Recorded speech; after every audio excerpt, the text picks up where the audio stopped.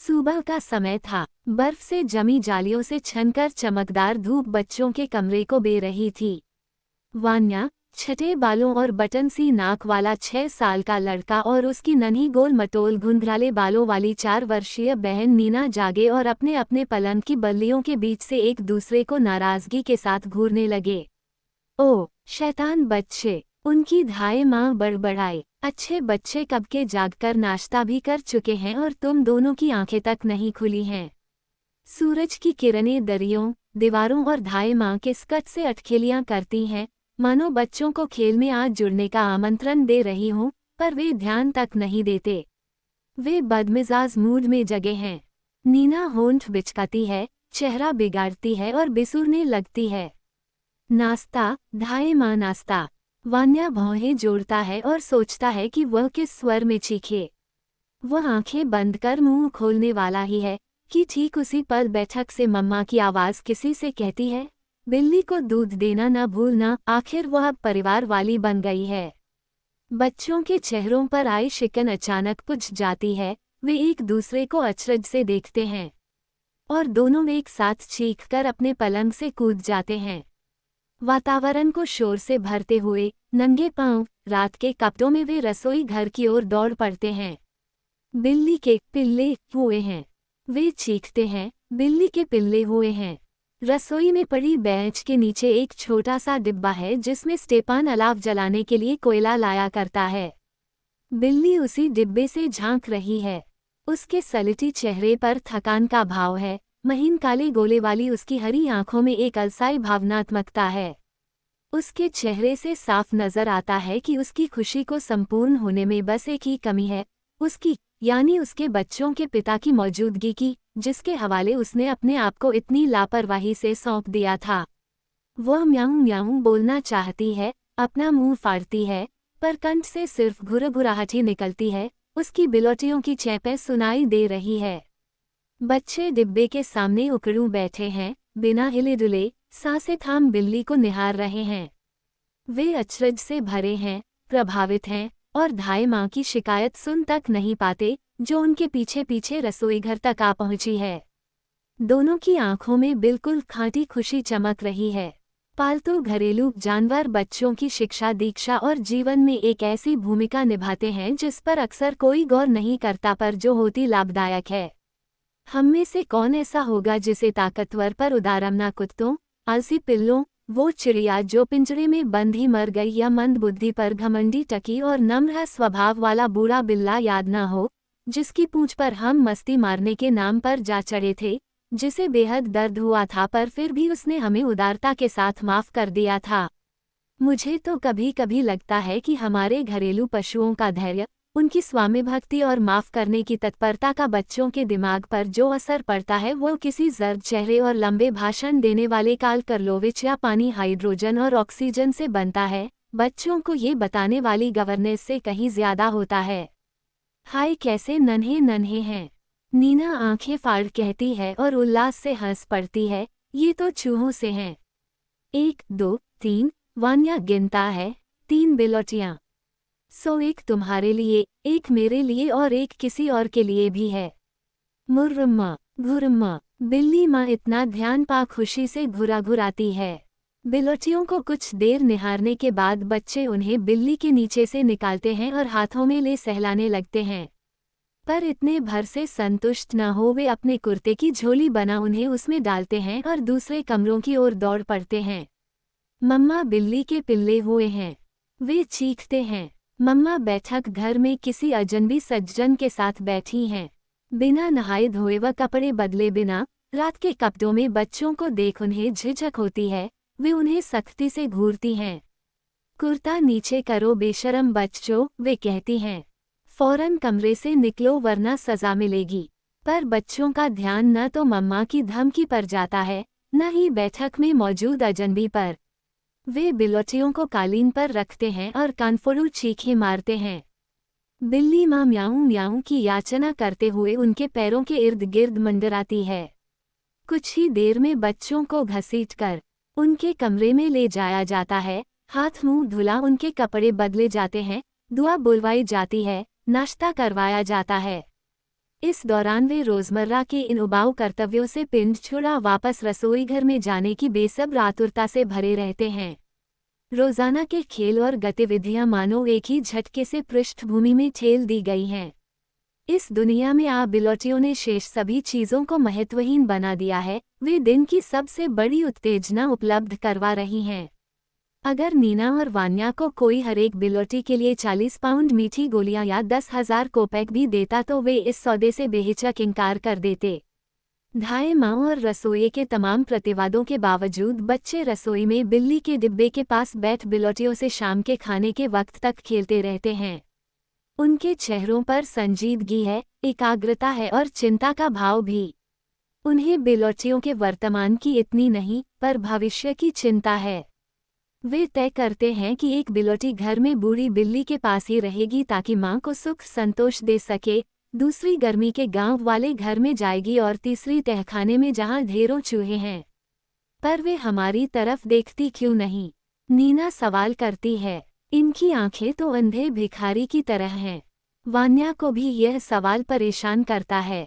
वो एक बिलोटी की आंख खोलने की कोशिश करता है, वह हाँफने लगता है, कोशिश से उसका दम फूलने लगता है, पर उसकी चेष्टा नाकाम रहती है। बच्चे इस बात से भी परेशान हैं कि बिलोटियां उनको दिए गए दूध और मांस से भी मुंह फेर लेती हैं। उनकी नन्ही नाकों के सामने जो कुछ भी रखा जाता है, वह सब उनकी सलेटी रंग की मां चट कर जाती है। चलो, बिलोटियों के लिए छोटे छोटे घर बनाते हैं, वान्या सुझाता है। सब अलग अलग घरों में रहेंगी और बिल्ली उन सब से मिलने जाएगी। टोपियां रखने के कार्डबोर्ड के डिब्बे रसोई के विभिन्न कोनों में रखे जाते हैं और उनमें एक एक बिलोटी धर दी जाती है। पर यह विभाजन समय से पहले हुआ है। बिल्ली याचना और ममत्व का भाव चेहरे पर उड़े सभी टॉप डिब्बों के पास जाती है और अपने शावकों को उनके मूल स्थान पर ला धरती है। बिल्ली इनकी माँ है, वान्या गौर करने के बाद टिप्पणी करता है, पर इनका पिता कौन है? हाँ, पिता भला कौन है? नीना सवाल दोहराती है। इनका पिता तो होना ही चाहिए। वान्या और नीना काफी देर ये तय करने में लगाते हैं कि बिलोटियों का पिता किसे बनाया जाए। आखिरकार वे बड़े से गहरे लाल रंग के पूंछ कटे घोड़े को चुनते हैं जो सीढ़ियों के नीचे बनी अलमारी में उन तमाम खिलौनों के साथ रखा पड़ा है जिनके दिन चुक गए हैं। वे उसे अलमारी के बाहर घसीटते हैं और डिब्बे के पास ला खड़ा करते हैं। ध्यान से सुनो, वे उसे डपटते हुए कहते हैं, यहाँ खड़े रहना और ख्याल रखना कि बच्चे शैतानी ना करें। ये सब बड़ी संजीदगी से किया जाता है और उनके चेहरों पर इस दौरान चिंता का भाव भी होता है। वान्या और नीना ये पहचानने से इनकार करते हैं कि बिलोटियों के डिब्बे से अलहदा भी दुनिया का कोई अस्तित्व है। उनकी खुशी की कोई हद नहीं है, पर साथ ही उन्हें बेहद कड़वे, पीड़ादायक पल भी झेलने पड़ते हैं। रात के खाने से बस जरा पहले वान्या पिता के अध्ययन कक्ष में बैठा मेज को स्वप्निल आंखों से निहार रहा है। एक बिलोटी लैंप के पास विभिन्न तरह के कागजातों पर विचर रही है। वान्या उसकी हलचल देख रहा है और पहले एक पेंसिल फिर माचिस की एक एक तीली उसके छोटे से मुंह में घुसेड़ता है। अचानक उसके पिता, मानो धरती फोड़ निकले हों, मेज के पास प्रकट होते हैं। यह क्या है?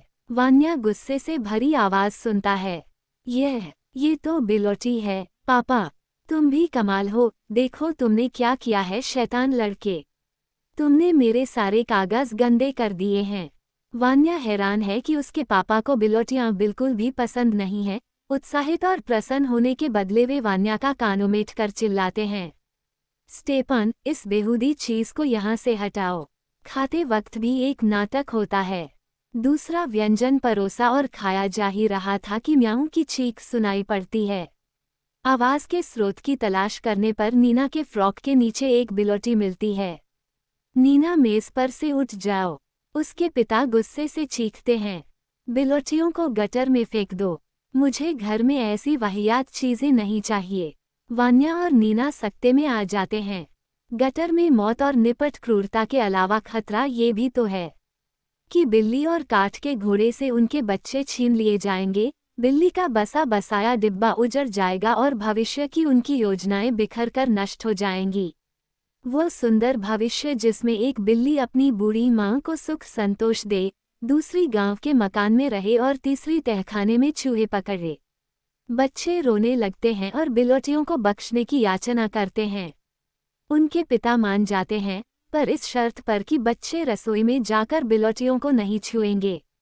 खाने के बाद वान्या और नीना कमरों में निरुद्देश्य घूम रहे हैं, उदास मन से। रसोई में घुसने की मनाही ने उन्हें अवसाद में धकेल दिया है। वे मिठाई खाने से इनकार करते हैं, शैतानी करते हैं और मां के साथ भी रुखाई से पेश आते हैं। शाम को जब उनके चचा पेत्रुषा आते हैं, वे उन्हें अलग ले जाकर अपने पिता की शिकायत करते हैं, जो बिलोटियों को गटर में फिंकवाना चाह रहे थे। चचा पेत्रुषा, मम्मा से कहिए ना कि वे बिलोटियों को हमारे कमरे में रखवा दें। बच्चे गुहार लगाते हैं, उनसे जरूर कह दें। बस बस, ठीक है, कह दूंगा, चचा कहते हैं और उन्हें जाने का इशारा करते हैं। चचा पेत्रुषा अमूमन अकेले नहीं आते। उनके साथ होता है नीरो, एक भारी भरकम डेनिश जाति का कुत्ता, जिसके लटके हुए कान हैं और सोंटे सी सख्त पूंछ। कुत्ता चुप, अलग थलग और आत्मसम्मान के गुरूर से भरा रहता है। वो बच्चों पर कतई ध्यान नहीं देता, उनके पास से गुजरता हुआ उन्हें अपनी पूंछ से यूं मारता निकलता है मानो वे कुर्सियां हों। बच्चे उससे तहेदिल से नफरत करते हैं, पर आज इस मौके पर व्यवहारिक कारणों से वे अपनी भावना को जबरन दरकिनार करते हैं। मैं कहता हूँ नीना, वान्या अपनी आंखें चौड़ी कर बोलता है। घोड़े के बदले अपने नीरो को बिलोटियों का पिता बनने देते हैं। घोड़ा तो मरा हुआ है और नीरो जिंदा है, ठीक रहेगा ना? वे सारी शाम उस पल का इंतजार करते हैं जब पापा ताश खेलने बैठे और वे सबकी आंख बचा नीरो को रसोई घर ले जाएं। अंततः पापा ताश खेलने बैठते हैं, मम्मा समोवार में चाय बनाने में व्यस्त हो जाती हैं और बच्चों पर ध्यान नहीं देती। वो खुशगवार पल आ जाता है। चलो, अब चलते हैं, वान्या बहन के कान में फुसफुसाता है। ठीक उसी क्षण स्टेपान अंदर आता है और अपनी हंसी दबाता घोषणा करता है, नीरो ने बिलोटियों को खा डाला है मैडम। नीना और वान्या पीले पर स्टेपान को भयातुर हो देखते हैं। सच, उसने खा डाला है। नौकर हंसकर कहता है। वह डिब्बे के पास गया और उन्हें भकोस गया। बच्चों को उम्मीद है कि घर के सब लोग क्षोभ से भर दुष्ट नीरो पर पिल पड़ेंगे, पर यह क्या, सब अपनी अपनी जगह इत्मीनान से बैठे रहते हैं और सिर्फ उस विशाल कुत्ते की भारी भूख पर अचरज जताते हैं। पापा और मम्मा हंसते हैं। नीरो मेज के इर्द गिर्द दुम हिलाता घूमता है और आत्मतोष से भरा अपने होंठ चाटता है। बिल्ली ही इकलौती है जो परेशान है। अपनी पूंछ हवा में उठाकर वह सबको शंकालू नजर से देखती कमरे में चक्कर काटती है और उदासी से भरी म्याऊं म्याऊं करती है। बच्चों 9 से भी ऊपर हो गए, मम्मा कहती हैं, सोने का समय हो गया है। वान्या और नीना सोने जाते हैं और देर तक दुखिया बिल्ली और क्रूर व गुस्ताख नीरो के बारे में सोचते रहते हैं, जिसे कोई सजा नहीं मिलती।